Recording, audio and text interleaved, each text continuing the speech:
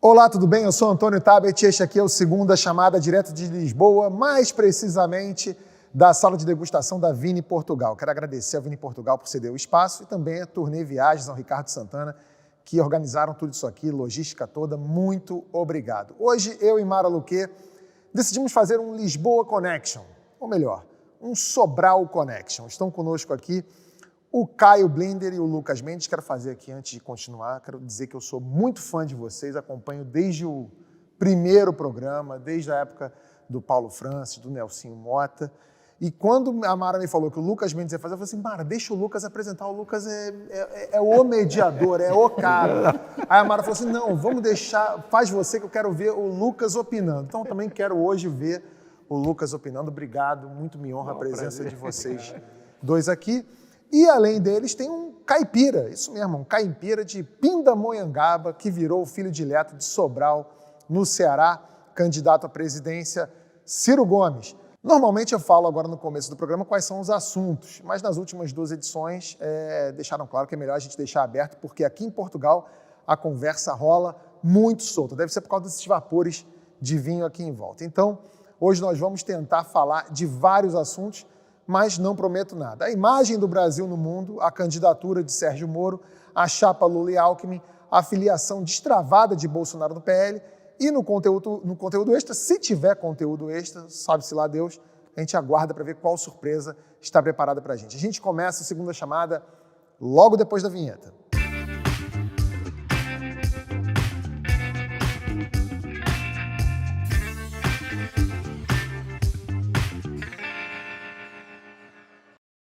Na semana passada, o ex-primeiro-ministro de Portugal, José Sócrates, e a Marina Silva falaram de como a imagem no Brasil mudou. A imagem do Brasil no mundo está completamente diferente. A gente sabe disso andando na rua aqui, quando você conversa com alguém, as pessoas quase têm pena de você ser brasileiro.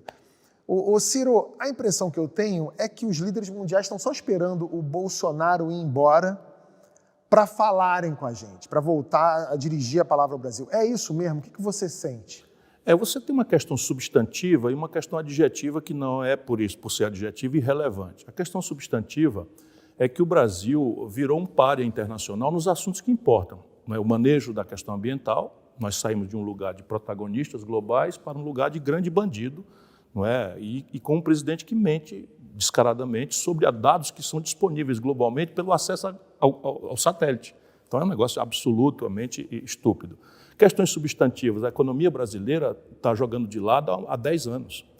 E significa o quê? A Ford estava lá há 54 anos, foi embora. A Sony estava lá há 60 anos, foi embora. E você tem todo um conjunto de variáveis que a propaganda interna não engana. Os grandes formuladores, a Economist, os jornais, os editoriais dos jornais, aqueles que leem o Brasil. Essa é a questão substantiva. O Brasil vai mal, vai muito mal economicamente, vai muito mal no manejo do território, as notícias da degradação social, de violência, são substantivas. E adjetivamente, embora volto a dizer adjetivo aqui, não quer dizer pouco importante, você tem um presidente que é um bandido. Desculpa, as pessoas acham que às vezes eu uso palavras muito duras, mas é um bandido, é um marginal. Se o Brasil tivesse morrido na pandemia, a média do mundo, e o Brasil é muito acima da média da África, do leste da Europa, mas se a gente tivesse ficado na média do mundo, nós teríamos 480 mil pessoas a menos morrido. E essas 480 mil pessoas acima da média morreram pela atitude assassina, genocida do Bolsonaro. E as instituições brasileiras estão colapsadas ou subornadas. No caso, o presidente da Câmara e a maioria dos deputados viraram marginais de uma quadrilha de assaltantes, orçamento secreto, que é isso? E o mundo todo sabe disso, E o Bolsonaro, que entra no poder para denunciar a corrupção verdadeira do PT e tentar uma racionalha econômica como resposta à tragédia que o PT produziu na economia brasileira, faz o oposto. Então, adjetivamente, o Brasil é visto no mundo como um país governado com ampla maioria de apoio no parlamento, nas instituições, o judiciário, o Ministério Público, de um neonazista. Veja que tragédia onde nós estamos. Ô Lucas, você e Caio, nos Estados Unidos, vocês tinham um negacionista lá também. Como é que os americanos enxergam o Brasil? E esse resultado que Ciro falou das mortes, eu acho isso muito impressionante mesmo, assim, o número Mas de a mortes imagem que a nossa gente está tem. suja há muito tempo. Começou a sujar desde o começo do presidente Bolsonaro. Ela entrou na lama e a gente nunca saiu dela, não. A nossa imagem nunca esteve tão ruim. Eu estou lá, nem vou contar o tempo, é mais de 50 anos, como agora. É uma esperança grande, mas os americanos também têm uma outra imagem lá, que é pior no mundo inteiro, tão ruim quanto a do Jair, que é a do Trump. Um Trump que conseguiu 75 milhões de votos, e hoje é uma surpresa que um homem ainda tem esse índice de aprovação. Não tem nada melhor do que o Bolsonaro. Caio, você quer... Não, a ironia é a seguinte, esse é o contraste. O consolo do Bolsonaro é que uma parte da população americana, em função do trumpismo, é negacionista. Então, ele está em casa. Bolsonaro, uma parte do país se recusa a tomar vacina, que, aliás, é uma proeza. Apesar do Bolsonaro, o brasileiro se vacinou. O brasileiro é a favor da vacina. Enquanto nos Estados Unidos, a resistência à vacina é de um setor expressivo da população. Não, expressivo, que é 30% dos sulistas, por É republicanos. expressivo. Se você tem um país no primeiro mundo que 30% da população não se vacina... Nega vacina? Ao contrário de... Estamos aqui em Portugal, parabéns para os portugueses, parabéns para os brasileiros, para 30% dos americanos e o chefe do Bolsonaro, que é o Trump.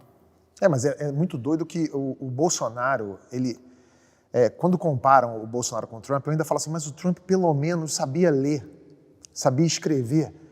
O Bolsonaro é um cara que vai... Trump? O Trump? Sabe ler e escrever? Perto do Bolsonaro? Sabe. Não, Eu te garanto que sabe. Eu vou em socorro do Tabet. O Trump representa um conjunto de valores muito importantes pela rendição dos democratas a esse mainstream financista corrupto, não é? Que a Hillary representou com força muito grande. Os democratas se corromperam, não é? A projeção de poder americana com Barack Obama é a pior possível. Então, toda uma retórica e a questão da crise econômica estressada pela migração fez com que o Trump representasse, quando ele fala American First, não é? O que ele está falando é o seguinte: eu vou falar de novo em política industrial, eu vou de novo fazer questões protecionistas para reter o capital americano, para estimular o desenvolvimento. O Bolsonaro é o quê? Eu O discordo. Bolsonaro é um macaco numa casa de Não, louça. o Bolsonaro Discordo não consegue de nem saber que é política 80%. industrial. É isso. Ele não tem Eu nada. gosto, discordo de 80%. Eu acho Você o Trump diz, uma coisa foi um gênio deplorável, pra só- falir. Ele nunca teve uma empresa de sucesso. Ele Sim. teve um programa de televisão Ele é um de grande sucesso. palhaço, eu também Tudo acho. mais que ele fez deu errado. Ele nunca conseguiu ler, toda manhã ele chegava, a CIA chegava, os outros ministros, aqui tem um briefing aqui. Ele não lia um sequer. briefing. É bem provável. Ele não lia e ele só ia no instinto. Ele tinha um assessor que puxava o saco dele, que fazia tudo que ele mandava, e esse homem crescia lá dentro da Mas a Casa diferença entre o Trump e o Bolsonaro é ignorante mesmo, não sabe nada. O Trump, ele achava que sabia mais do que os assessores e não precisava ler. Mais do que preguiça, era essa arrogância dele. Eu sei mais do que todo mundo. O Bolsonaro é preguiçoso mesmo. Então ele fala, eu vou dar, eu vou delegar. Não acho que seja só preguiça. O Bolsonaro é o cara que vai para a live dele, falando para todo o Brasil, e fala que a vacina pode causar AIDS. Não, é verdade. O Bolsonaro Isso é é um um- Não, ele é canalha. inimigo da saúde O Bolsonaro é um Posso canalha falar sem do- limites. Podemos sair dessa dupla aí e falar de um cara mais interessante? Vamos. Falar de um cara que foi o governador mais popular na história do Brasil, que é esse aqui, é candidato pela 4ª vez à presidência, das tô falando, 100 ele tinha que ser o melhores mediador. escolas, das 100 melhores escolas no Brasil, 50 são no... Quem acredita? Ops, 82. 82 são no... Sorry. 2 no Sobral, olha. Esse cara é candidato pela 4ª vez. Por que você não vota nele? Quem disse que eu não voto nele? Já melhorou. Você não vota nele? Não, eu tenho uma pergunta mais sacana. Não vem com a história aqui em Nova York, você não pode votar em Nova York. Não, que eu já caí. Primeiro- pode votar. Pode sim. votar. Eu tenho uma pergunta, não para o Tabet, primeiro eu tenho uma pergunta para outra figura, para o Peçanha. Peraí, por que você atropela a minha história? Não, é continuação. Não, Eu é quero continuação. saber- Estou fazendo animal. Não, Estou fazendo uma Assista o Peçanha pesquisa contra o aqui. animal. É Não, de eu matar quero Estou saber. fazendo uma pesquisa aqui Eu estou fazendo uma pesquisa aqui. Por que eu vou chegar na Mara, vou chegar em você e você atropela? Eu vou chegar. É uma mania sua. Não, eu vou chegar. Mara, Peçanha, por que você não votaria no Ciro? E, Ciro, como você vai convencer o Peçanha a votar em você? Quem fala primeiro, Peçanha? Olha, Não é você, Tabi, é o Peçanha. o Peçanha poderia votar no Ciro se o Peçanha tivesse conhecido o doutor Ciro, tivesse arrumado ali um esquema com o doutor Ciro para guardar os carros do doutor Ciro. Isso é o Peçanha. Agora, a pergunta melhor que você fez é o que o Ciro faria para convencer... que ele está mais politicamente correto. Ele não vai votar no Bolsonaro ou vai? Você acha que o Peçanha vai votar? Então, deixa eu acrescentar mais. O Peçanha está muito decepcionado com o Bolsonaro, mas não achou coisa melhor ainda. E essa é a tragédia Nem o brasileira. Ô, Mara, você votaria Não, ele não me no achou Ciro? ainda. Ele vai me achar. Você votaria no Eu Ciro? não declaro meu voto. O meu voto é tão secreto como um de um delegado da prévia do PSDB, que você não vota. Ciro, Que vexame, que vexame. olha aqui. Você bate firme, você pega firme, bate nos seus adversários, você é implacável na sua crítica. Me fale mal de você durante 1 minuto. Por que você não votaria no Ciro? Não, veja, eu acho que eu preciso ser um pouco mais, e eu estou evoluindo para isso, mais transigente, não é, com a realidade política posta no Brasil. Eu sou muito indignado com ela, e eu gostaria muito de ser um poeta, eu não sou um poeta nesse sentido de, sabe, apreciar as emoções e confiná-las a versos metrificados e bem rimados e tal. Eu sou um cara que traquejou a vida. E na minha vida pública, sabe, eu não me corrompi. Eu estou olhando no seu olho aqui. E se isso é uma declaração pessoal, tem a seguinte: eu fui ministro 2 vezes, governador, prefeito, fui deputado federal, fui deputado estadual, nunca respondi por um processo de corrupção, nem passei absorvido num país em que... Estou procurando um defeito seu. Não, mas tem. Eu estou lhe dizendo qual é. Então, de repente, eu me lanço na política brasileira como uma espécie de anticandidato. Eu sou um penetra numa festa de brancos para a qual eu não fui convidado. Mas você está no sistema há dezenas de anos. Pois é que está. Então, lá no Ceará, eu era o poder, como ainda hoje o grupo a qual eu pertenço ainda dá as cartas na política com grande virtude popular. Nós temos esses resultados em saúde, em educação, em economia. Essa questão fiscal, por exemplo, é muito curioso, né? O tal mercado me veta, e eu sou talvez o único político brasileiro que não tem um dia de déficit na sua carreira. Eu fiz proezas que não são muito de serem ditas, mas aqui no My News cabe, talvez. Mas assim, eu fui ao mercado e comprei a dívida do Ceará, a dívida imobiliária, com 15 anos de antecedência do vencimento. Fui lá e paguei. Tamanha era a sobra. Mas, Ciro, então, essa é a pergunta do defeito. Lucas, que eu acho que Não, mas veja, Não. o meu defeito acabei de dizer num minuto. Aquele primeiro minuto era esse, o resto foi a tentativa. Então, de repente... A sua intransigência? Não, é a minha intransigência. É a minha intransigência. Porque, veja, se eu topo assinar uma carta aos brasileiros, eu já tinha sido presidente do Brasil.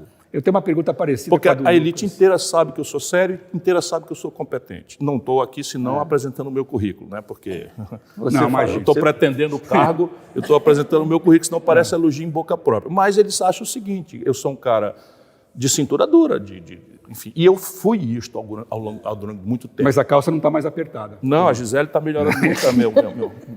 Agora, Ciro, a pergunta, uma coisa... O Tabi começou falando da imagem do Brasil. No externo. Agora, a imagem interna. O índice de rejeição dos candidatos é alto. Do Lula, menorzinho. Você está melhor do que menos rejeitado do que o Moro e do que claro que o Bolsonaro. Dos competitivos, eu sou dos menos quatro, rejeitado. Não, então, Mas agora a minha pergunta é a seguinte, então, uma mensagem positiva. Nós estamos aqui, o protagonismo é o Lula vem na Europa, ganha manchete. O Moro Foi bom para o Brasil. Foi bom para o Brasil, para as pessoas, pelo menos terem um contraponto. Não é? Você quase Foi bom pro você Brasil. atropelou minha pergunta. Perdão. Mas era sobre isso. Eu ia te pedir, então, uma mensagem positiva, coisa de campanha negativa e tal. Me fala uma coisa positiva a favor desses 3 candidatos. Uma mensagem sobre o Lula, sobre o Moro e sobre o Bolsonaro. Alguma coisa positiva. Moro e Bolsonaro, meu irmão, não dá. Mas o Moro é campanha Bolsonaro contra a não dá. corrupção, você está contra a O Moro é corrupção. um corrupto. Tenha paciência. Então, você dá um pouco só um minutinho, de pera um passe pouquinho. livre agora. Vamos raciocinar juntos. Eu sei que o establishment, tal sistema, não é, agora quer fazer o Moro à força. Eles não aprendem nada. O Moro é uma filial deplorável do Bolsonaro. Quer dizer, veja bem, um juiz. Nós estamos aqui numa república. Não estamos na vizinhança aqui da civilização ocidental, onde se funda a partir da velha Grécia e tal, a França na Revolução. Francamente, em qualquer lugar minimamente civilizado, seria assim, não, um juiz julgou um político, tirou deles os direitos políticos e, em seguida, foi ser ministro do político que ganhou as eleições, porque aquele político não estava participando por uma sentença dele. Isto é de uma ladroeira, de uma corrupção, porque, quer dizer, diz o Código Penal, eu sou professor de Direito, que corrupção passiva, o tipo corrupção passiva é aceitar receber ou aceitar promessa de vantagem indevida. Hoje é público que o Bolsonaro, antes de se eleger, ofereceu ao Moro um cargo de ministro vitalício do Supremo Tribunal Federal. E se isso não for vantagem indevida a qualificar corrupção passiva, temos agora o Supremo Tribunal Federal que diz que o Moro é um juiz suspeito. Então essa é a primeira dimensão. Agora quer ver outras? Francamente, Caio, nossa elite pirou. Francamente, o Moro destruiu a construção pesada brasileira, que não se faz. Vocês acompanham a crise de 2008. Você manda prender as pessoas físicas responsáveis, salva as empresas, salva a expertise técnica, salva o portfólio, salva, vamos dizer, a memória e os trabalhos, os empregados. O Moro destruiu a empresa, Odebrecht, e sabe onde é que o Moro trabalhava até ontem? Para a empresa americana contratada para gerir a massa falida da Odebrecht.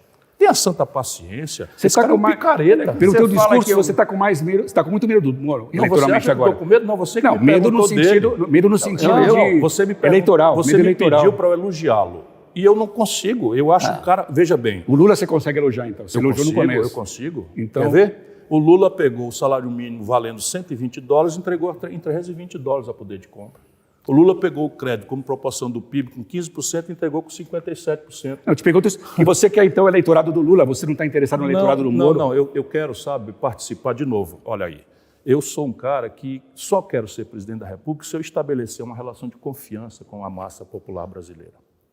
Então eu vou falar a verdade, não me importa a consequência. Como comer medo do Moro?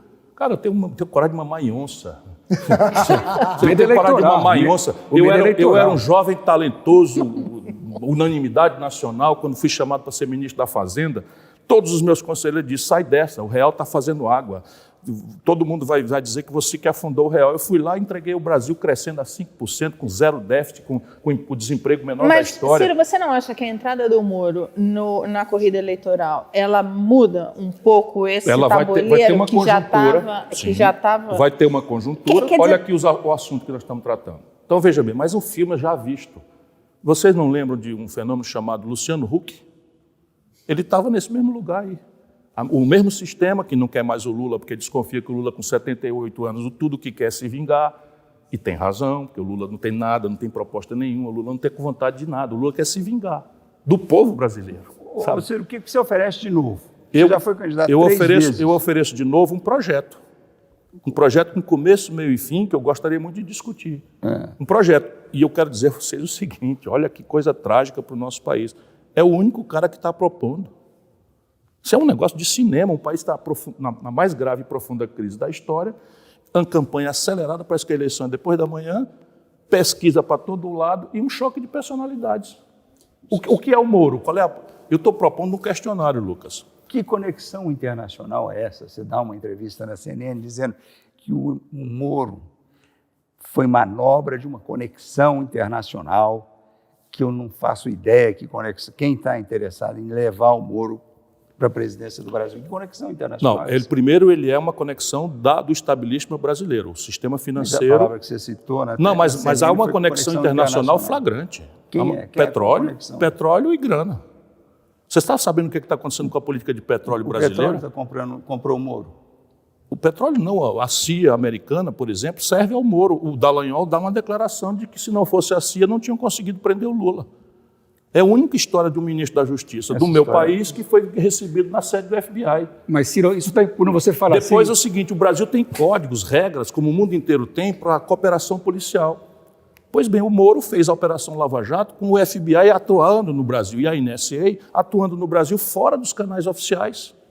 Isso tudo eu tenho um documento, isso tudo vai ser empurrado na testa do Moro. Eu nunca vi. Ah, mas eu tenho todos. O FBI não, entra no Google. Entra no Google. A CIA atuando Não, a favor o Dallagnol do Moro. diz o seguinte, que não seria possível ter feito a Operação Lava Jato se não fosse a cooperação da CIA. Sabe quem é o Dallagnol? Os procurador-chefe da Força Tarefa, que agora também é um político. Onde é que nós vamos parar? Onde é que nós vamos parar se o juiz do futebol, vou bancar o Lula agora, para o povo entender, né? Onde é que se o juiz do futebol entrar com a determinação de que o Flamengo vai ganhar? O que será do Fortaleza, que está em 4º lugar, se a gente não acreditar que o juiz vai arbitrar a partida de forma equilibrada e isenta? O Moro é um picareta. Não é. Como é que eu estou dizendo não é fato? picareta. É verdade ou não é verdade que o Moro saiu da magistratura para servir ao governo, que ganhou as eleições porque o Lula foi, ou pelo menos pode alegar que foi, subtraído da disputa, e depois o tribunal diz, isso é oficial, que o Lula foi subtraído de forma suspeita. Ô Ciro, a última vez que eu conversei com você, a gente Agora, tava o falando... Lula, qual é a tragédia? É que o Lula faz uma aposta no nacional consumismo. É o neoliberalismo com a ideia vã, mentirosa, de dourar a pílula. O Lula não mudou uma linha das instituições brasileiras. Quando terminou o período do mando do Lula, o Brasil tinha 5 pessoas concentrando a renda dos 100 milhões de brasileiros mais pobres. A única mudança institucional que o Bolsonaro não destruiu foi a tomada de 3 pinos. Mas, Ciro, quando você fala Me desafio com outra. Mas, Ciro, teve uma inclusão no governo Inclusão do PT. aonde? Inclusão grande. aonde? Você teve uma pobreza, classe... tirou. Só um minutinho. Política social compensatória está no ideário do consenso de Washington. Mas, Ciro, Veja bem, a gente separa o Lula, desculpa, Caio, Não, a gente perdão, separa o Lula da Dilma porque é o que ele vai fazer insultando a nossa inteligência. A maior queda, a maior depressão econômica produzida no Brasil, que é essa que nós estamos vivendo, foi produzida pelo Lula. Sabe quanto caiu o PIB brasileiro em 2 anos? 7%. Sabe quando aconteceu isso na nossa longa história, imperial ou republicana? Nunca. Todo mundo que está nos assistindo sabe que dia começou a tragédia do desemprego. O desemprego estava em 4 quando a Dilma assumiu, passou para 11, o Bolsonaro está com 14. Vamos refrasear. Por que uma gente tão generosa, que deu ao campo social-democrata / esquerda, pelo menos retórico, 6 vitórias seguidas, a proporção de 70% vota num boçal como o Bolsonaro? Vamos entender nosso povo. Por rejeição ao Lula. É evidente que foi. A força dominante era prevalente, claramente era o antipetismo, por uma razão circunstancial e outra razão substantiva. A circunstancial qual era? O povo brasileiro foi votar em 2018 no epicentro da pior crise econômica da nossa história, passionalizado seu drama de desemprego de 63 milhões e 700 mil brasileiros estão com o nome no SPC. 6 milhões de empresas estão no Serasa, que é o SPC das empresas Ciro, do Brasil. o drama que eu vejo no que você está falando... 300 mil unidades de comércio fecharam, 38 mil indústrias fecharam no Brasil. Caramba, todo mundo viu isso acontecendo no Brasil. E o povo ainda teve que suportar, para além dessa crise monstruosa, a notícia novelizada em tempo nobre da corrupção generalizada. O Lula não teve o devido processo legal, eu denunciei desde a primeira hora. Mas dizer que o Lula não fez da corrupção a ferramenta central do modelo de poder dele é insultar a inteligência de um cara que estava ali, olhando de perto. Ciro, o drama que eu estou vendo no que você está falando é que você quer falar em projeto, mas o sentimento do brasileiro é o sentimento que são 2 sentimentos. Ou o sentimento anti-Lula ou o sentimento anti-Bolsonaro. Eu não estou conseguindo tincar que você está com uma narrativa que você precisa escolher pedaços de cada candidato para encontrar. Está difícil, porque você quer falar em projeto. Claro que tem que falar em projeto, mas o sentimento do brasileiro é esse, que ele foi de um lado para o outro e pode voltar para o lado do Lula outra vez. Eu não estou... Onde você vai se encaixar eu queria emendar essa pergunta do Caio, que é a seguinte, eu entendo você falar que você, dos candidatos que estão na frente, né, entre os 4, 5 primeiros, é o que tem um projeto, isso é claro para mim também, mas é aquilo que você falou, a gente vive hoje uma eleição, uma pré-eleição que é um choque de personalidades. Então tem o Bolsonaro do lado, tem o Lula do outro, tem o Moro surgindo agora. E o Ciro. Também personalidade. A última vez que nós estivemos juntos, foi até aquela entrevista na Twitch e tal, e eu falei assim, bom, evidentemente você se aposta como essa terceira via. Não, nem a pau. Só desculpa. Não, a terceira via que eu estou falando não é a primeira, não é a segunda. Isso é uma impostura absoluta. Ok, vamos esquecer a nomenclatura. Tá. Você vem com essa alternativa e você apostava num derretimento ou do Bolsonaro ou no derretimento do Lula, e você certamente, num segundo turno contra o Lula, você ganha votos de bolsonaristas. Num segundo turno contra o Bolsonaro, você ganha voto do PT. Eu ontem até conversando com a Mara, eu falei assim, a questão é que a eleição é em 2022. Se a eleição fosse em 2023, eu tenho certeza que o segundo turno seria Ciro e Moro. Porque eu acho que... Boa sacada. Eu acho que o PT e o Bolsonaro meio que se alimentam nessa coisa. Muita gente vota no PT para não votar no Bolsonaro e vice-versa. Com o derretimento de um, que é o do Bolsonaro, que está caindo muito, acho que algumas pessoas que votariam ou pretendem votar no Lula podem acabar revendo isso até 2022. Eu tinha para mim, Ciro, que a tua tática, eu posso estar equivocado aqui, mas a tua tática era assim, eu vou dar porrada no Lula, porque com esse derretimento do Bolsonaro aqui, eu vou virar uma alternativa para quem vota no Bolsonaro e não quer mais o PT.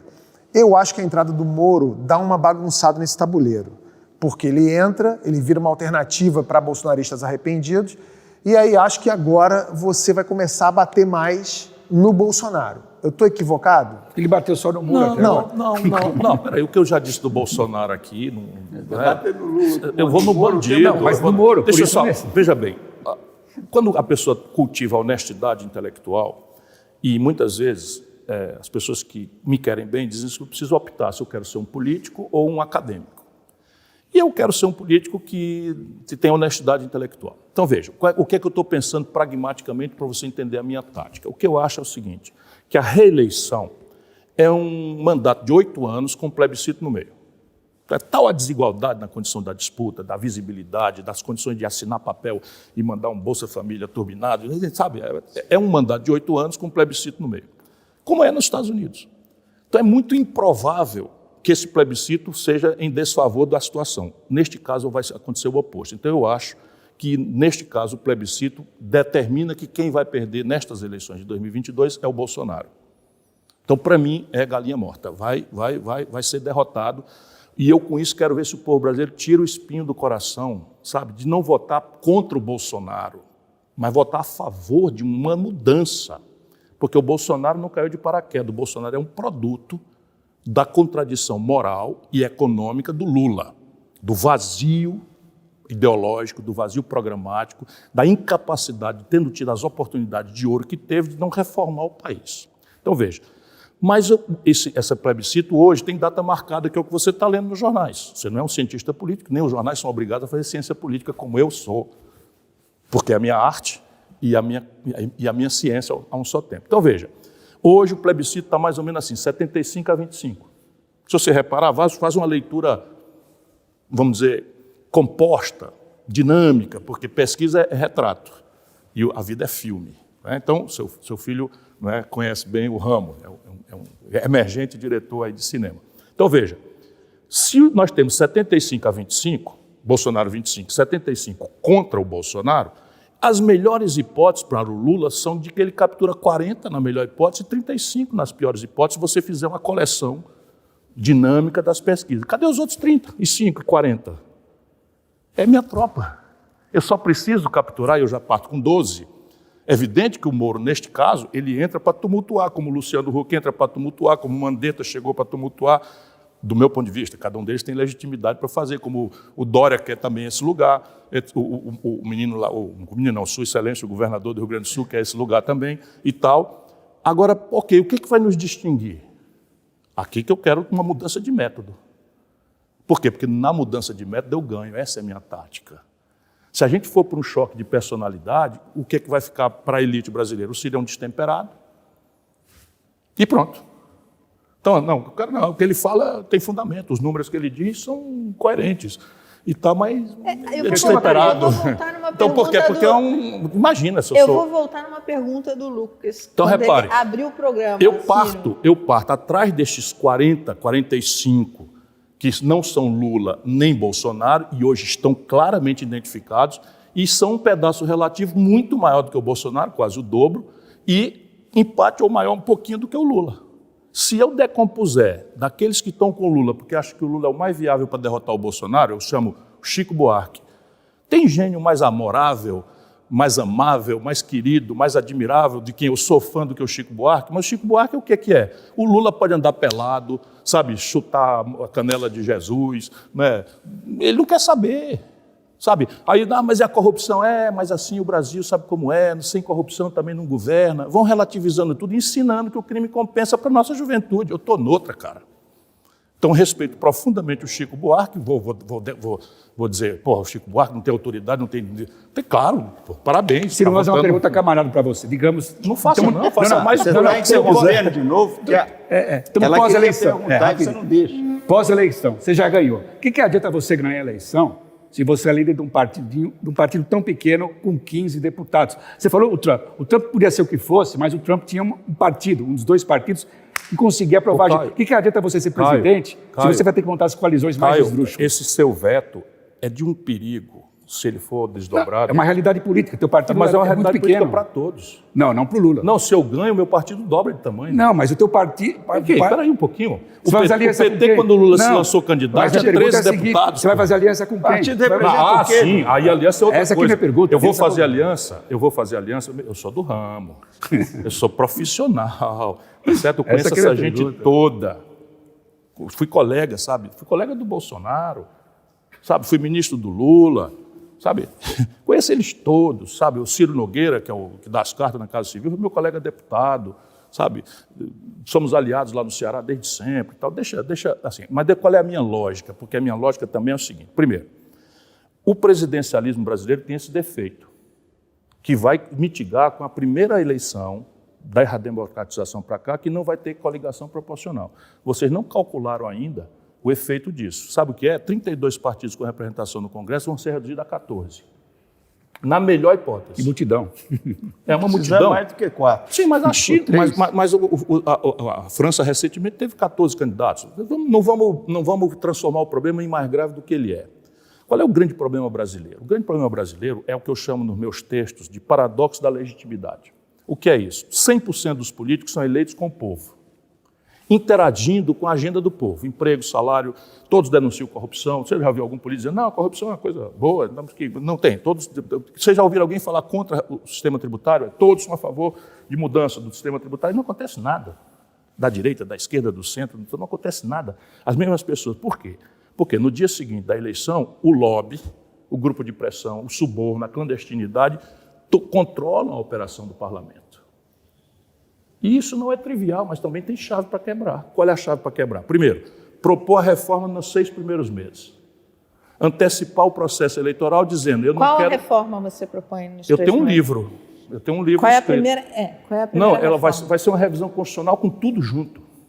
Mas eu vou dar aqui a chave de superar o paradoxo da legitimidade. Então, propor na campanha um plebiscito programático, ao invés de o Chico, Manel contra Maria, Maria contra exuberância, personalidades, etc. Meu irmão, para de gostar de político, de amar político. Isso é coisa de povo atrasado. Todo povo amadurecido bota um pezinho atrás, bota os políticos para discutir, vê com quem se identifica no diagnóstico, vê quais são aqueles que estão propondo soluções realistas, porque não existe almoço de graça, e manda bala, vota nele e espera o segundo turno para ser conveniente. Bom, se eu fizer isso e propuser nos 6 primeiros meses, eu já estou antecipando o hiato entre um presidente fortíssimo, que acaba de se eleger, e um presidente decadente a partir do 2º, 3º ano, que cai na mão do Congresso e tal. Então, a qualidade da campanha, o tempo da reforma. Mas o Brasil está com uma tragédia, entre outras tantas, que é a destruição do Pacto Federativo. Caio, o Brasil hoje tem 23 estados quebrados. O Rio de Janeiro tem esbandalhado. São Paulo não está ilíquido porque passou 8 meses. É tudo mentira. É como o menino do Sua Excelência, o governador do Rio Grande do Sul. 7% de crescimento mal. O governador do Rio Grande do Sul disse assim: como é o nome da sua mãe? Ele disse: eu vou dizer o nome da minha mãe, mas antes nós precisamos defender o ajuste fiscal, porque o ajuste fiscal. Sabe qual é o ajuste fiscal dele? Um liminar para garantir o calote e não pagar dívida com a União. Que o Ceará paga 12% da sua receita corrente líquida. Então, veja, como é que eu pretendo, então, superar o problema de negociação?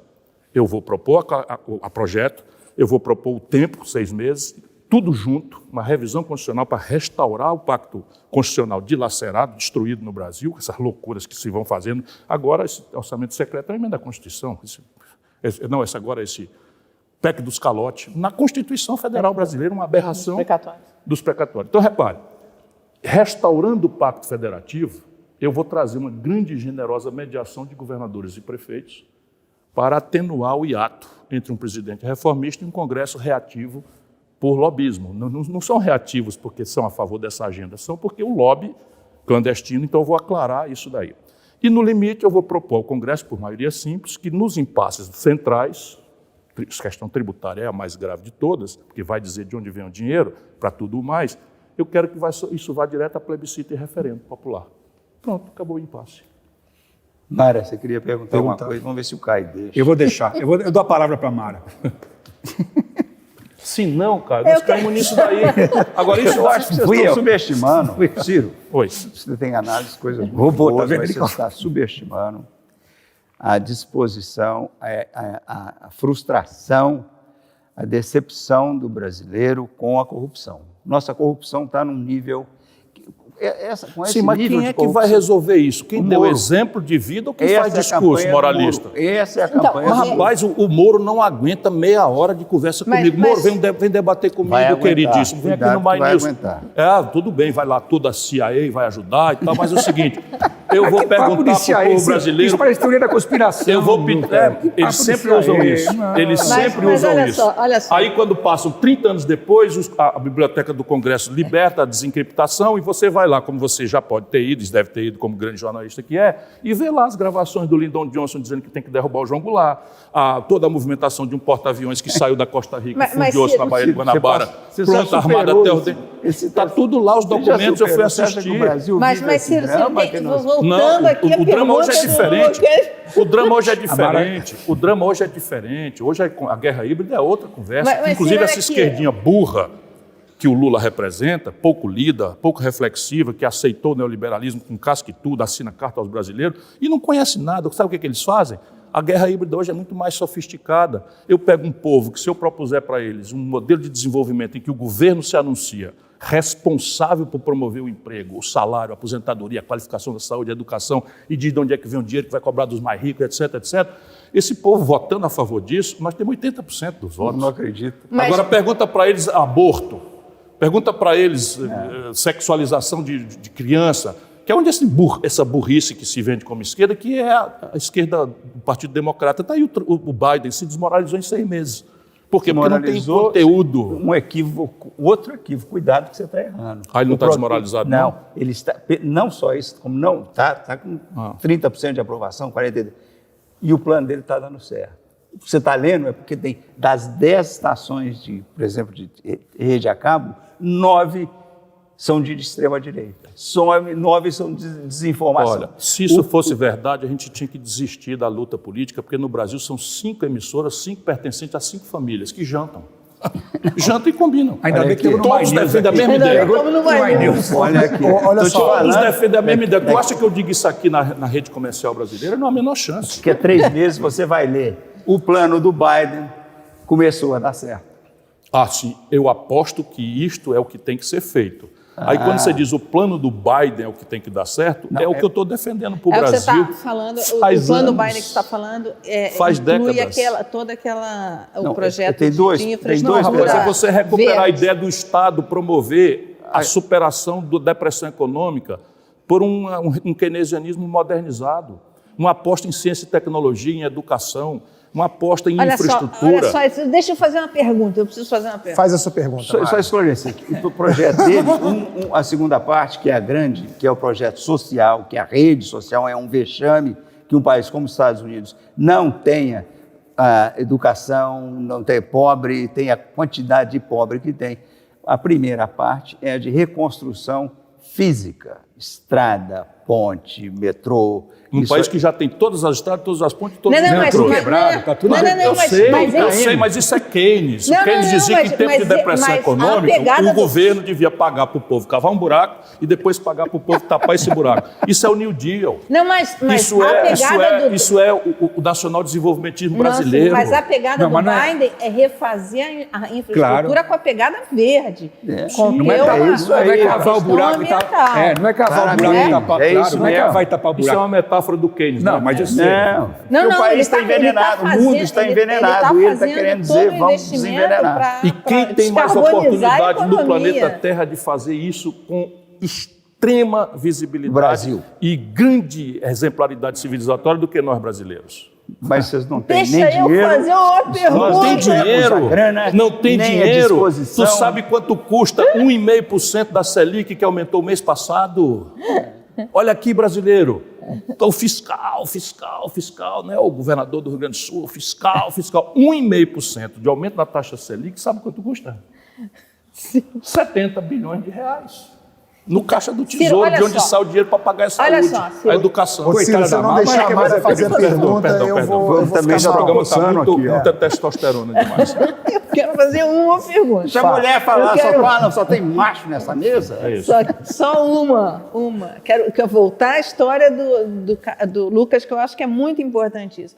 O Ceará, ele tem uma história, e você tem uma história, e o Ceará tem uma história que começou com o Tasso e se perpetua até hoje com o Camilo Santana, muito bem sucedida no trato do dinheiro público, inclusive trazendo investimentos estrangeiros e parceria público-privada. Você tem isso no Ceará. Reformas. Mauro Benevides Filho fez reforma da Previdência no Ceará. Colocou funcionário público para contribuir, coisas que o governo federal demorou muito tempo para fazer.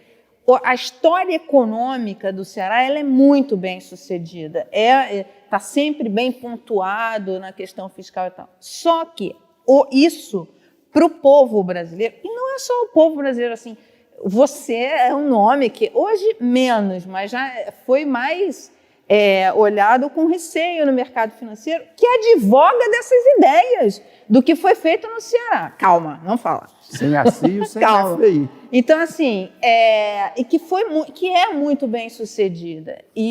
Só que isso, o povo brasileiro não percebe isso, não tem, e em todas as camadas. O discurso anticorrupção, e eu concordo, o Moro, no discurso dele, ele bateu, que é legítimo na estratégia dele, o discurso dele é todo em cima de anticorrupção. A questão econômica, ele não entra. Ele foi lá e buscou o Pastore, que é um nome muito respeitado, da mesma forma que foi buscar alguém para colocar ali, para falar, olha, eu tenho um economista. Foi o que ele fez. Vai convidar o Ciro. Mas no discurso dele ele não tem uma proposta econômica. Eu tenho meu Paulo Guedes, eu tenho meu posto pirâmide. Ele não tem uma proposta econômica, ele não sabe. Não tem. E agora, o Moro não tem. Ele não tem nenhuma. Não tem nenhuma proposta Não sabe nada E de educação? Mas a proposta não dele tem. é muito boa. De saúde, mais ou Não. menos. De infraestrutura e tal. Peraí. Ciência e tecnologia. Que é isso? Mas o combate à corrupção fala ao coração do brasileiro. Pá! Fala. É essa Isso, o que o Ceará conseguiu, é um projeto de Estado, não é um projeto populista. E não fala o coração do povão ali, não vê, não só o povão, a elite também, entendeu? Aí, o que vocês fizeram no Ceará é um projeto de Estado muito bem sucedido.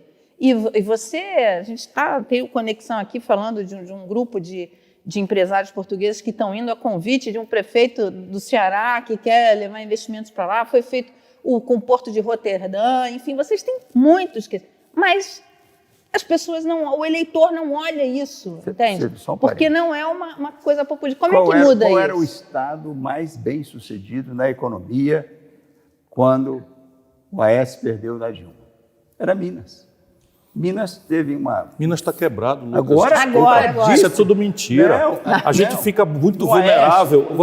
Os contratos que o Aécio fez com a grande mídia brasileira e tal, não sei o quê, não guarda coerência nenhuma com a vida real. Minas está quebrada. Mas o que ele está falando é o seguinte... Tu acha que não foi o Aécio que quebrou, foi o Aécio. O Anastasia consertou aquele estado. Não foi nem o Aécio. Foi a esperteza, o gênio, a Anastasia gênio. Belo do cara. Foi um belo do cara. E ele botou Minas em ordem. O que a gente está querendo chegar é o ponto. Isso não reverbera no eleitor. Como é que faz para o eleitor enxergar isso? Tem muita sabedoria no seu encaminhamento, e assim eu preciso, senão eu vou desistir. Não. Então, e eu não desisto jamais. Eu sou brasileiro. Isso eu estou brincando. Eu desisto jamais. Deixa eu dizer aqui uma coisa. Sabe quantas eleições eu perdi no Ceará? Graças à generosidade do povo. Que conhece os meus defeitos, nunca nenhuma, nem as presidenciais. Fernando Henrique, na reeleição, ganhei dele. O São Lula, ganhei dele. Percebe por quê? Porque o nosso povo tem testemunho concreto. Claro que a gente não fica lá discutindo que faz 30 anos que o Ceará não fala em desequilíbrio fiscal. 30 anos. Você fez uma grande homenagem a quem fundou isso, foi o Tasso Gereissati, não é? Que é um irmão, amigo que eu quero bem, admiro, e que foi tirado do caminho, que seria o grande cara para ter presidido o Brasil cara para ser presidente. na sucessão do Itamar. E o Fernando Henrique deu uma rasteira nele e está aí até hoje, está aí esse vexame que está uma ideia belíssima que foi jogada na lata do lixo, que é o que o Lula fez também, uma oportunidade de ouro, 86% de popularidade, não reformou nada do país. Agora, por que o mercado não me tolera? Não é pela minha história, o mercado tem informações, relatórios, sabe tudo dessa história. O mercado não me tolera, eu vou explicar aqui com alguns números. O IPTU de São Paulo arrecada por mês o que o Imposto Territorial Rural, que é o IPTU das fazendas, paga por ano no Brasil. É verdade. O Ceará cobra 8% sobre as grandes heranças, porque tem um teto do Senado. O Brasil cobra 4%, as grandes heranças. O tributo sobre patrimônio, que agora com a pandemia aumentou no Brasil inteiro, o Brasil não cobra. Eu fui ministro da Fazenda, cobrei um imposto sobre lucros e dividendos empresariais que só o Brasil e a pequena Estônia não cobram. Caramba, só o Brasil e a pequena Estônia não cobram. Eu cobrei quando fui ministro da Fazenda. Eu fiz a intervenção do Banesp e do Banerj, o mercado não me tolera. Sabe o que? Não, deixa eu explicar. Sabe o que era o Banesp e o Banerj? Emissores secundários de moeda. Então o governo de São Paulo, afundado em crise, emitiu um papel dizendo vale R$1 milhão, um título. O mercado dizia assim, isso não vale R$2, porra. O Estado quebrado, como está quebrado até hoje, tudo mentira. O Dória está dizendo aí que é o ajuste. Mentira. Passou 8 meses sem pagar dívida com a liminar. Quando caiu a liminar, capitalizou no fim. E o Ceará paga todo mês 12% da sua receita corrente líquida. Todo mês direitinho, há 30 anos. De 7%? Repica. Então, repare. Não, mas você crescer 7 em cima de uma queda de 5... É bom. É o que o Brasil vai experimentar em 2021. 4,8 contra uma queda de 4,5. Que é o seguinte, mas eu conheço só um minutinho, gente deixa eu que só leu seu dizer, livro. eu quero dizer coisa a mais, 35% de imposto de renda, eu criei, eu cobrei, eu fiz, então o Banesp era o seguinte, vale R$1 milhão, aí o mercado dizia assim, isso não vale 2. Aí o Quercia dizia, o Maluf e tal, essa gente aí, Banespa, compra aqui por R$1 milhão. Aí o Banespa, que não tinha o dinheiro, comprava por R$1 milhão, o governo ia gastar, e eu pegava R$1 milhão, que não tinha, ia pedir emprestado ao Bradesco. O Bradesco disse, ok, eu compro esse título de R$1 milhão por 200, e tu me paga 20% de juros no mês. Isto era o Brasil. Aí o ministro da Fazenda foi lá, acabou a brincadeira, olê, olê, olá, intervenção num, intervenção no outro, no mesmo dia, o Banco Central voltou no Brasil a ter o monopólio da emissão da moeda. Sabe quando é que vão me perdoar? Nunca. Não, Ciro, eu conheço gente no mercado financeiro que leu o seu livro. Essa é a minha história. Essa é a minha história. Eu conheço gente no mercado financeiro que leu o seu livro e gosta do que está escrito lá, das ideias, das propostas que tem lá. Então, essa coisa assim de... E o mercado financeiro, você tem gente ali que não gosta do Moro. Que tem motociclista problema de aplicativo. sério com o Moro ali. Um motociclista de aplicativo paga 4% do valor da moto por ano para trabalhar com a caixote de aplicativo nas costas. O dono de jatinho não paga imposto no Brasil. O dono de iate, o dono de lancha não paga imposto. É o maior paraíso fiscal de rico do planeta Terra. Percebe? A informação cambial é o seguinte, a política cambial, todo mundo debate, para que eu quero bem, respeito nos jornais, pedindo, Folha, deixa eu publicar um artigo e tal. Tá bom, uma vez por ano pode até ser. Então entra lá um artigo. Desculpa, é isso. Tá vendo? Porque meu defeito. Cara, o cara deixar eu publicar, já, provavelmente eu estou dizendo isso aqui, já não vão deixar eu publicar. Percebe? Mas é o seguinte, espera um pouquinho. Como é que se explica que um país como o Brasil tenha 254 bilhões de dólares de brasileiros declarados no Banco Central offshore? Em que entre esses brasileiros está o ministro da Fazenda. O ministro da Fazenda é a autoridade encarregada de vigiar a taxa de câmbio e de cobrar imposto. O dele está protegido da política dele lá fora. Mas é o Bolsonaro? Não, o Lula. Lula, o Meirelles também. Em favor do Lula e do Meirelles é que o Meirelles ganhou essa grana fora. E não trouxe para o Brasil, deixou lá fora, mas devia, por ética, sei lá. Você imagina o Ciro Gomes com R$1 milhão ou R$500 mil hospedado fora. O Ciro, Esse é um país saqueado. A gente está falando aqui desse cenário pré-eleição e, recentemente, algumas notícias meio que tomaram conta do imaginário popular em relação ao que vem para 2022, que foi o Alckmin podendo ser vice do Lula, o PSDB conseguiu a proeza, né? O sensacionalista até brincou, falou assim, o PSDB vai fazer uma convenção para escolher quem vai perder a eleição. Eles conseguiram perder a prévia para ele mesmo, né? A prévia que não aconteceu por conta de 1000 coisas. Você já pensa em algum nome para ser seu vice? Você tem ideia de quando você vai decidir isso? E isso pode ser um fator interessante nas eleições? O que você pensa? Certamente no Brasil é importante que a gente dê uma olhada no vice, não é? E eu estou pensando nisso, mas eu sou aquele pobre que não pode ser arrogante. Então, como eu sou um penetra na festa, eu tenho que toda semana reanimar minha militância, porque toda semana me desistem, toda semana me inviabilizam. Então, se alguém tem 3 pontos, é muito bom. Mas você também meio que se desistiu agora com a história do PDT. Não, você falou... Ao contrário, foi um ato de luta. Um ato de luta, não foi de desistência. Tá. É o seguinte, como é isso? Eu sou oposição a esse negócio aí e o meu partido vai votar a favor do negócio. Vou elogiar o Ciro. Pois é assim que eu vou manejar o Congresso. Vem cá. Você está falando num cenário, eu quero saber do outro cenário. Não, mas eu volto. O que nós volto. estamos fazendo nesse cenário? Não, mas a questão básica é a seguinte. Tá ótimo esse cenário. Lindo, pois é. É lindo, o que nós estamos fazendo? Eu só queria lembrar isso aí.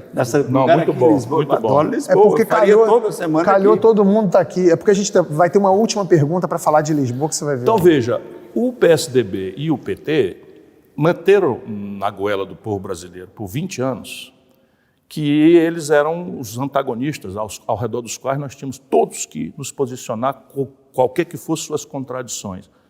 E agora o Lula se considera autorizado a chamar o Alckmin para ser vice dele. O que é isto? É para fazer o quê? Qual é a ideia que vai sair daí? Percebe? É isso que eu estou tentando dizer. A gente pode atravessar a pior crise da história brasileira com números concretos, 40% da força de trabalho brasileira na selvageria da informalidade, trabalhando 70 horas semanais para levar 2 pilas para casa. Podemos, enfim, fazer de conta que nada disso está acontecendo e escolher entre o Chico, o Mané e a Maria. Ô, Ciro, e a crise estará do mesmo tamanho e eu quero ver. Você podia escolher o Alckmin para ser seu vice e a ser Pindamonhangaba Connection. Dois candidatos Pindamonhangaba, mas veja, aí não teria uma contradição, porque eu sempre denunciei a mentira que o PT e o PSDB fizeram no Brasil. Se você for recuperar a minha história, que é que eu chamo em meu socorro, eu defendi lá atrás uma aliança do Tasso com o Lula. Por quê? Porque havia absoluta afinidade naquela data entre as nossas concepções. Certo? Se é que a gente pode dizer que o PT alguma vez na história teve concepção. Mas havia ali uma genuína solidariedade difusa com os pobres, um moralismo. Ou todo mundo não lembra que o PT era a chibata moral da nação? Quer dizer, esse discurso aí não aguenta 2 dias de governo. Você quer falar alguma coisa? Achei que você queria. Não, o Lula é um animal político de se tirar o chapéu. Ele é um mas cara, sem dúvida. O fato dele chamar o Alckmin, como chamou no passado, e depois o próprio Temer, como chamou o Alencar. Opa, peraí, Alencar é outro assunto. Peraí, deixa eu só falar assim. Quando ele faz a carta aos brasileiros, quer dizer, ele faz visando que tenho que mexer nisso aqui para conseguir me viabilizar. Ele vinha de 3 eleições, né, que ele tinha perdido, e ele faz isso porque ele fala, sem isso eu não consigo me viabilizar. Então, a pergunta, na verdade, para você porque existe esse eleitorado, olha só, a gente concorda aqui, todo mundo concorda, conhece a sua história e sabe que você é um candidato, é o mais preparado hoje que você tem em história, inclusive, para mostrar. No livro tem lá, você fala de coisas, mas você tem uma história, um passado, inclusive de relacionamento com outros partidos e conseguir viabilizar. O Ceará é uma grande história e tal. Mas o que a gente está falando aqui é o seguinte, isso não chega, você fala, chega na população do Ceará. Chega, porque eles experimentaram isso, porque viveram isso. Mas o restante do povo brasileiro não vê isso, não está olhando para lá. Ele não conversa com um cearense todo dia para trocar essa informação. Então, assim, a escolha de um vice-presidente nesse momento, um movimento estratégico importante para pegar esse eleitorado, enfim, o eleitorado mais conservador, porque não adianta você falar para convertido. As pessoas que te conhecem. Então, como é que se cria isso? Como é que faz isso? No meu caso, só tem uma saída. Eu preciso estabelecer uma profundidade de relacionamento com o povo brasileiro neste momento, em que eu represente, para além de uma personalidade, uma linha de opinião, uma corrente programática. Isso vai ser uma coisa empolgante? Não, porque isso está no campo do racional, não está no campo do emocional. Então, o campo do emocional é o seguinte, lá na frente, se eu tiver uma base social, com uma corrente de opinião que replique o conjunto básico de ideias e tal, etc., isso é o meu modelo de poder. para responder aquela pergunta do Caio. Porque senão nós vamos cair na seguinte síndrome. A seguinte síndrome: este modelo é a porta da tragédia. Todo mundo pode achar que o Lula é um animal político. O Lula passou 580 dias na cadeia, eu não aguentaria passar 2. Sabe, a minha dignidade, Você não sabe como que é, minha você nunca esteve lá. minha autoestima, o meu pudor não me permite andar na rua, entrar num bar, o cara me chamar de ladrão e eu não reagir. O Lula não bota a cara na rua. Isso deu certo. A Dilma foi caçada. O Collor foi caçado. O Michel Temer saiu pela porta dos fundos. O Bolsonaro está desmoralizado, não pisa na rua. Que modelo é esse? Eu quero ser se e somente se a minha relação com o povo brasileiro for uma relação de liderança respeitada, restaurar a autoridade. Sabe quando é que eu vou vender minha alma para ser presidente do Brasil e dizer amém para Lira? Sabe, o Lira para mim é um bandido. Já tá com o dinheiro acertado para ser o próximo. Então pronto, elejam o Lira, elejam o Lula, pô. Mas, Ciro, esse cenário eu estou noutra, ou muda ou eu não quero ser. Mas, Ciro, esse eu cenário... quero ser, sabe para quê? Para liderar a mudança. Mas esse cenário já existia em Olha 2018. a emoção, eu quero mudar o Brasil, olha aqui. Só eu sou capaz de mudar o Brasil. Mas, Ciro, aqui está a emoção que eu posso te dar, meu povo. Ciro, esse cenário já existia em 2018. Já existia em 2018. Claro, esse cenário. claro. Mas olha onde você está aqui de volta tentando outra vez. Olha que honra eu estou tendo. Olha que honra eu estou tendo. Sabe, eu venho de um estado, eu sou um penetra. Eu sou um penetra em festa de branco. Eu e a maioria esmagadora do povo brasileiro. Não, você é branco. Se fosse Sim, você... eu estou falando em festa de barão. Então vamos trocar. De fato, eu já peguei 3 cânceres de pele porque eu acho tão ruim essa cor que botava beterraba com óleo de cozinha para queimar. Obrigado, é novo. A Gisele comprou. Então veja. A televisão gosta dessa cor. A Gisele cuida de mim tudo. Então veja, esta margem lá atrás estava dada. Por que nós caímos no Bolsonaro? Vamos refletir, porque tem a ver com o hoje. O Lula, com a força dele, mentiu descaradamente para o povo brasileiro, generoso que é, dizendo que era candidato de dentro da cadeia. E entupiu o debate. E aí lá se vai PCdoB, lá se vai PSOL, lá se vai não sei o que, todo mundo. O Boulos abriu. Boulos, que é a esquerda juvenil, de quem se esperava um mínimo de intransigência, já deixaram por menos. Todos deixaram por menos, porque o Lula tem essa capacidade de apodrecer. Você tem mágoa do Lula não ter te apoiado mágoa não é um sentimento que se possa cultivar em política. Eu tenho muita raiva do mal que o Lula promoveu ao Brasil, porque todas as pesquisas mostravam que eu ganhava. Todas as pesquisas mostravam que eu ganhava. Isso inviabiliza qualquer conversa com o Lula?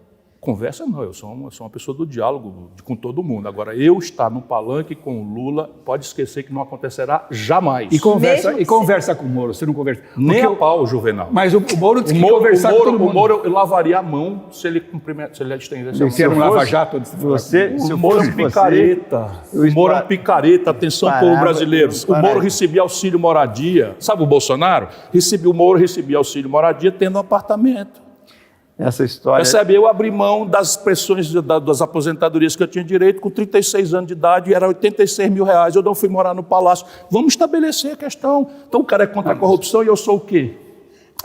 Eu não fui morar no Palácio porque considerava um privilégio que não cabia para os meus filhos, porque eu não ia garantir aquele padrão de vida para eles. Aí implementei essas moralidades brasileiras, ex-ministro, ex-governador, ex-prefeito, ex-deputado, com 36 anos, três aposentadorias para o resto da vida. Não aceitei receber. Estou contando agora porque a Gisele disse, tu tem que contar essas coisas. Pois agora tu vai ser rico. Aí o Moro combateu. Eu rico? Você não me conhece. Eu estudei a maior parte da minha vida na escola pública. Olha aqui. Pois é, a maior parte da minha vida na escola pública. Você não pode dispensar essas 3 aposentadorias. Sim, mas eu abri mão, cara, eu renunciei, não é negócio que eu adiei para outro dia, não, renunciei. Eu sei, mas... Aí o seguinte, o Moro é combate à corrupção e eu faço o quê? Eu sou o quê? Mas volta a pergunta da Mara, o que revela? Não espalha Nós estamos dando o que vai viabilizar? Ninguém vai viabilizar uma aposta humilde na inteligência do povo. Então eu vou trocar o método, porque ciclicamente, esse ciclo está dado, o Brasil faz isso. Na redemocratização, vocês todos estavam dizendo, na antecedência, não é culpa de vocês, quem ia ganhar, Ulisses Guimarães ou Aureliano Chaves? Os caras ficaram com 2%, foi para lá um tal de Collor, que foi empacotado pela elite brasileira como um moralista, Caçador de Marajá. Caçador moralista, é o cara da moralidade. Essa é a frase vencedora da eleição. O caçador de Marajá, Caçador capa de da Marajá. revista Veja, de Marajá da Globo, é isso aí. É a bandeira Porra, de Moro, será possível? o candidato da CIA e do Pronto. FBI, como diz o Ciro. Não, peraí, tenha calma. Mas olha só, Ciro, Peraí, a capa da Veja... Faz sentido na cabeça de alguém que um país que gasta trilhões de dólares para ficar no Afeganistão, para interferir no Irã, para não sei o que e tal, não vai se imiscuir nas eleições brasileiras? Vocês estão loucos. Vocês estão loucos. Todas as vezes Ora, mas entraram, os arquivos que a gente conhece no Chile, do Brasil... E se queimaram. Sim, mas e então, eles aprendem. olha o que aconteceu eles no aprendem o seguinte, eles Afeganistão. não vão mandar mais instrutores ensinar tortura, como fizeram no Chile. Ok, eu até Não compreendo que os tempos mudaram, embora Guantánamo esteja lá aberto. Eles têm empresas para fazer Nós conhecemos esse trabalho de corrupção. E eu não estou dizendo, claro. Não é o governo, claro. não é a CIA, olha aqui, não é a FBI. olha mais aqui, a propósito de rebuscado Sérgio agora. Moro, a propósito de Sérgio mais Moro, profissional. a propósito de Sérgio Moro, a Petrobras pagou mais de 5 bilhões de dólares a acionistas norte-americanos. Um juiz de Nova York determinou interferência e o Barack Obama espionava a Dilma. Isso tudo é oficial, Lucas Mendes. Isso tudo é oficial. Agora, minha política para o petróleo. Entregou a Petrobras, eu tomo de volta. Simples assim. E a política para a Petrobras? Porque Então, veja, um dos então pontos vamos lá. é a substituição de combustíveis fósseis, por exemplo. Sim, então a política para a Petrobras são duas. Eu vou usar aqui um. A política são duas. Então, repare, o contemporâneo. É criminoso você cobrar, através de um monopólio de fato que a Petrobras tem, preços dolarizados por combustível brasileiro. Criminoso, você abandona custo Petrobras para fazer preço de oportunidade. Se eu estivesse vendendo petróleo em Roterdã e eu importo crescentemente volumes de gasolina em querosene de aviação no Brasil, tudo 100% importado. O que vai acontecer? A Petrobras vai ter agora uma política de preços compatível com os custos Petrobras, mais uma rentabilidade em linha com o mundo, que é de 6%. Sabe quanto é o lucro da Petrobras? 37%, 6 vezes o lucro do mundo. E sabe o que eles fazem com o lucro? Não estão pagando a dívida, estão melhorando o balanço, não estão antecipando a distribuição de royalties, de dividendos, sem pagar imposto. 72 bilhões de reais no ano da graça de Mas 2020. As ações da Petrobras estão lá embaixo no mercado externo. Essa questão do preço da Petrobras, a gente ia Só um precisar minuto. de Agora, um outro programa a aqui. Petrobras tem que ser transformada, esse é o longo prazo. Eu estou com um programa todo aí na internet, entre nas minhas redes para vocês verem que está todos os números lá, para você ver o assalto que o Brasil está sofrendo. Então lá está dito que eu vou transformar a Petrobras numa grande, moderna, a maior do mundo, empresa de energia. Aí isso é teoria? Não, é o seguinte, sabe onde é que já tem um polo de hidrogênio verde nascendo? No Ceará. Pujante, poderoso, do Ceará, no Porto Ceará. do Pecém, percebe? Porque nós já estamos nessa aposta. Quando a gente entrou no poder no Ceará, o Ceará era 100% importador de energia, hidrogênio, líquido.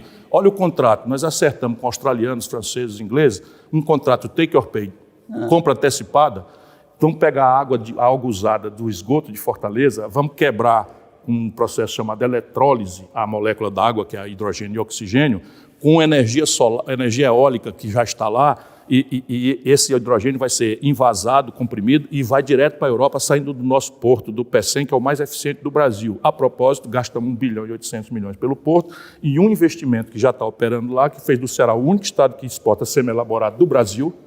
Estava vendo hoje a pauta de exportação do Brasil para Portugal. Petróleo, milho, soja. Só o Ceará exporta semi-elaborado. Melão e tal, essas coisas. Essa gente ferrou o Brasil. Você acha que o Lula não tem nada a ver com isso? O Brasil tinha 30% do PIB industrial. 30% do PIB industrial, hoje é 9%. Como? Fazendo populismo cambial. Durante o período do Lula, era mais barato você sair de São Paulo para Miami do que ir para Fortaleza. Ô, Ciro, a gente Grande já passou... política, quebra o país. A gente já passou de 1 hora de programa, que é o tempo que a gente tem. Eu vou terminar aqui fazendo uma pergunta que vai ser uma levantada de bola bonita para você. Vou favorecer aqui o candidato. E eu vou falar aqui com a autoridade entre os 4 aqui, que eu sou o único que mora no Brasil, né? Porque o Lucas e o Caio já estão lá em Nova York há muitos anos. A Mara, tem dia que ela está morando em Portugal, tem dia que ela mora no Chile, tem dia que ela mora na Costa Rica. O brasileiro sou eu, né? Ela é agente da CIA. Ela é. Ela é a verdadeira Ela, agente da CIA. certeza. E falando em agente da CIA, a gente está aqui em Lisboa e eu tenho muitos amigos aqui, já dei entrevistas em alguns canais de televisão daqui, e as pessoas falam muito do Brasil, estão muito assustadas hoje em dia com o Brasil. Eu tenho amigos comediantes que falam assim, mas como é que está lá no Brasil? A ditadura está pegando pesado? E você fala assim, não, calma, não chegamos lá ainda. E também tem aquela visão romântica do Brasil, país tropical dos anos 80, e fala assim, mas as praias, mas os caras acham que você não trabalha. Anos 80 né? ou anos 50? Não, dos anos 80, meados dos anos 80, que não era, já não era... Tinha um bom rock brasileiro nos anos 80. Era um bom rock brasileiro nos anos 80, ali na praia, você podia ir. E aí, você vai muito à praia? E eu respondo assim, claro que eu não vou à praia no Brasil, pô. Para ir para a praia não tem transporte público para eu ir de qualidade, para eu ir de carro não tem onde parar, você vai para a praia, você pode pegar uma hepatite, você tem que ficar em estado de alerta o tempo todo para ver se não vão te roubar, furtar alguma coisa. E a gente chega num país como Portugal, você passa uma semaninha boa de detox, que é o detox do tipo, nossa, eu posso pisar na faixa de pedestre aqui que o carro vai parar para eu atravessar. Eu posso deixar o meu telefone, que ir ao banheiro e voltar, que ele vai continuar ali naquele lugar. Nós estávamos saindo do restaurante e o Tabet assim, Tabet, relaxa, aqui a gente pode andar com o celular, exatamente, não assim, tem problema. Tem a direção defensiva, tem a caminhada defensiva. Exatamente, eu fui numa peça tem de teatro experiência. com o César Mourão, que é comediante daqui, terminou a peça meia-noite, a gente foi caminhando pelo centro do Porto até um restaurante, e ele falou, mas como é que é essa relação com a violência? Eu falei assim, pra você ter uma ideia, a gente está falando de agente da CIA, eu falei assim, eu sou o Jason Bourne aqui, porque a gente está caminhando aqui e eu sei que 10 metros atrás da gente tem um cara. Ah, ele não tem, ele virou e tinha um cara, porque o Rio de Janeiro te faz viver esse estado de alerta o tempo todo. E eu entendo também que a solução para isso a longo prazo é a educação, que é isso que o Lucas falou, da Mara falou, a educação é um expertise seu, mas a gente também tem uma realidade que a educação a longo prazo não vai resolver. A minha levantada para você é a seguinte, Ciro, tem solução? Porque às vezes eu acho que não tem solução. Tem solução? Tem solução, tanto que eu quero ser presidente, mesmo. Você não tem ideia de quanto é conceitualmente simples eu sustentar com muita convicção e muita emoção de que se tem um país no mundo que tem solução é o Brasil. Aí eu faço o quê da onde? É uma patriotada? Não, é assim. Entre 1930 e 1980, o Brasil é o país que mais cresceu entre os países do mundo, o país mais cresceu. Crescemos 6,7% ao ano, todo ano, em média. Caía ali para 4, que ia 15 no outro. Negócio de doido. E explodiu o Brasil se reconhecia. Então, bossa nova, cinema novo, bicampeonato de futebol 58, 62 ditadura. E tal. Não, eu estou falando 58, 62, não tem ditadura ainda. Desculpa. Não é? Então, veja, aí pronto. Então, você tem o seguinte, Guerra Fria e tal. Mas, sob o ponto de vista modelar, porque a economia política ela não está muito preocupada com democracia, lamentavelmente. China, Coreia e tal, mas assim, a ditadura replica o mesmo modelo. O velho Geisel cria o polo de Camaçari, então o Brasil cresce entre 30 e 80, 50 anos, 6,7% ao ano. E era um país muito precário, sabe? O povo vivia no campo, iletrado, não tinha oportunidade de nada. A base física não era reconhecida, nós não tínhamos petróleo, não tínhamos província mineral. Hoje é o oposto, irmão. Economia do século XIX, o maior estoque de terras agricultáveis do planeta Terra por ocupar, com ganhos de produtividade que só o Brasil mostra para o mundo. Que é isso? O cerrado, que era meio inviável, a Embrapa vai lá, faz uma variação genética na soja, a soja, pum, explode. O Ceará está produzindo trigo agora na Chapada do Apodi. Você imagina, a Embrapa desenvolve o caju clonado, e a gente não tem mais mata de cajueira, tudo plantado, o cajueiro replica exatamente o mesmo caju. Percebe? Então, terra agricultável, século XIX. Recursos hídricos, 1 de cada 12 litros de água saudável do mundo, fora um aquífero que está no subterrâneo da Amazônia, onde o céu é o limite, provavelmente o Brasil tem 1 de cada 5 litros de água potável do mundo. Então aí você vai, província mineral, tudo, mas o explosivo é o petróleo. Nós temos 20 trilhões de reais já identificados. Esses canalhas estão entregando a preço bruto para o estrangeiro. O Brasil virando um produto, um exportador primário como era no Brasil colônia. O que é isso? Aí o século XXI, a economia do conhecimento, aí está a tragédia. Mas a economia do conhecimento é uma aposta no cérebro das nossas crianças. Sabe, o Brasil não garante creche, no Ceará nós estamos indo para universalizar.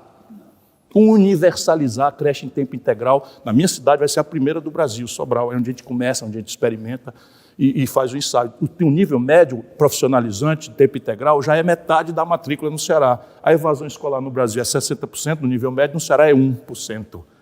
Pô, deixa eu fazer, eu sei fazer, percebe? Qual é o problema brasileiro? Não é físico, não é humano, o problema brasileiro é político. Por quê? Porque nós temos uma tragédia que é o velho modelo dependia de 2 variáveis que morreram, não é mais replicável, dinheiro estrangeiro de longo prazo e barato, sumiu disso lá na crise de 79, com o juro americano. Aliás, o Guedes está falando que ele quer os petrodólares. E a outra razão é que a gente não entendeu a aceleração e a complexidade da inteligência tecnológica. O que o Lula tem para nos dizer sobre isso, pelo amor de Deus? Ô, Chico Buarque! O que o Lula tem para nos dizer sobre isso? Acelerou a tecnologia e o Brasil agora é um país que está primarizando a sua economia. Mas é uma tendência do mundo. Que mentira é essa? A China era um Brasil. A China era 1% do comércio do mundo ontem, em 1980. A China hoje é 20 Brasis. Porra! O que o chinês tem que nós não temos? Só inteligência política, cara. China? É. Tem população. E nós não temos? E uma ditadura. Tem um regime que ninguém contesta. Eu não estou pedindo. Burro, Pois vamos lá. Eu sou o cara que condena o sandinismo envelhecido e podre. Eu sou o cara que condena o chavismo podre. Faz muito bem. E tal. Sim, mas porra. A China é foda. A China é diferente. Para cada Ciro tem 10 Ciro lá. Hein? Tem 10 Ciro na China. Leia o Xi Jinping em português. Ou se quiser ler em inglês, ou se quiser ler em francês, ou se quiser ler em alemão. É um conceito. É um conceito. Ok, a institucionalidade dele não é replicável. Nem me interessa replicar. Não me interessa replicar a institucionalidade. Ciro, mas o nosso caminho é mais fácil do que o deles. A China importa do Brasil a comida, cara. A China está agora entrando em Angola, e o Brasil de costas para isso. Entrando em Angola, eu fui lá visitar os angolanos aborrecidos, porque o Brasil não presta atenção neles. Aí os chineses ocupando tudo lá e tal, e o Brasil perdendo a oportunidade. 184 mil brasileiros estão morando em Portugal. Sabem, procurando segurança, a classe média procurando segurança. Que é isso, irmão? Você tem que ter mais medo do imperialismo chinês do que americano, se eu fosse você. Não, o imperialismo não presta ponto. Eu sou um brasileiro apaixonado pelo Brasil e eu sei que o que o mundo quer para o Brasil, pouco importa a institucionalidade, o que o mundo quer para o Brasil é um buraco de mineração e uma província de produção de proteína.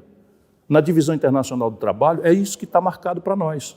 E o Brasil só mudará isso no cotovelo. Ninguém vai nos deixar crescer, ninguém vai nos deixar. A desindustrialização brasileira, então, Fernando Henrique, teoria da dependência. Ora, porra, a indústria brasileira nasceu porque nós inventamos aí um negócio muito ineficiente que é o protecionismo. Não é disso que eu estou falando.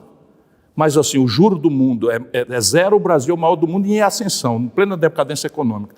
A tecnologia é uma centralidade do ato de consumo e nós estamos simplesmente fora da discussão. E aí o debate político brasileiro é Lula com Alckmin. Que é isso, pelo amor de Deus? Que é isso? Se quiserem, vão. Eu vou estar na luta para oferecer um caminho diferente. Bom, segunda chamada de hoje termina por aqui. A gente já teve mais de 1 hora de programa aqui, foi muito bom. Obrigado. Obrigado a você. Prazer Prazer tê-lo aqui. Caio, obrigado, Mara. Obrigado, Ciro. Boa sorte. A gente janta hoje, não? Bom, com o maior prazer. Não sou candidato a vice. Estou fora. Mas daria um grande nome, porque é uma introdução na confiabilidade que você merecidamente tem no mercado. Né? E nem a gente da CIA. Não, isso eu sei que você não é. A gente da CIA você é um excelente brasileiro, também não. Veja, a gente da CIA, inteligência é um negócio moderno que o Brasil precisa aprender a ter. Inteligência não significa negócio desse filme de James Bond, não. Inteligência é o seguinte, é você saber proteger seus interesses, você não tomar bola nas costas, proteger suas riquezas, sabe, projetar o seu poder, a sua compreensão do mundo, dos seus valores humanitários para o planeta. Isso é essencial. Eu vou montar um sistema de inteligência e contra-inteligência ultra profissionais no Brasil. Cuidado com a paranoia. Não tem paranoia nenhuma, rapaz. Eu conheço a história do mundo. Me chama. Eu conheço a história do mundo. Eu conheço a história do mundo. Você sabia que os americanos desenvolveram a legislação? Só está encerrando aqui, depois vocês cortam. Os americanos desenvolveram a legislação. Eu sou professor de direito, não é? Eles desenvolveram a legislação que é o seguinte: qualquer empresa que acesse o mercado americano ou que cote suas ações na bolsa americana são jurisdicionáveis da justiça americana. Aí meteram um cara dentro da Embraer para preparar a usurpação pela Boeing. Eu fui para os planetas Terra, consegui sabotar, está aí de volta. A Embraer é nossa. E a empresa de aviação mais rentável do planeta Terra, cara. Mas o Havaí era as empresas chinesas também. Hein? Eram as empresas chinesas. Por quê? Esse tipo de legislação americana tinha um alvo, era... Sim, mas eles meteram, um juiz mandou botar lá um cara dentro da Embraer e o Brasil engoliu essa. Depois mandou botar um cara dentro da Petrobras. Aí a lei de partilha, isso aqui, ele sabe. Né? Vai ver a história do Mossadegh, Google, Mossadegh, Irã e tal. Ora mais, os americanos estão fazendo o que é papel deles, defender seus interesses estratégicos. Você imagina o seguinte, a Força Aérea Brasileira, um dado, a Força Aérea Brasileira para levantar um caça, Gripen depende de querosene de aviação importado dos Estados Unidos. Tenha certa paciência, esse não é o meu país. Até semana que vem com mais uma segunda chamada. Tchau.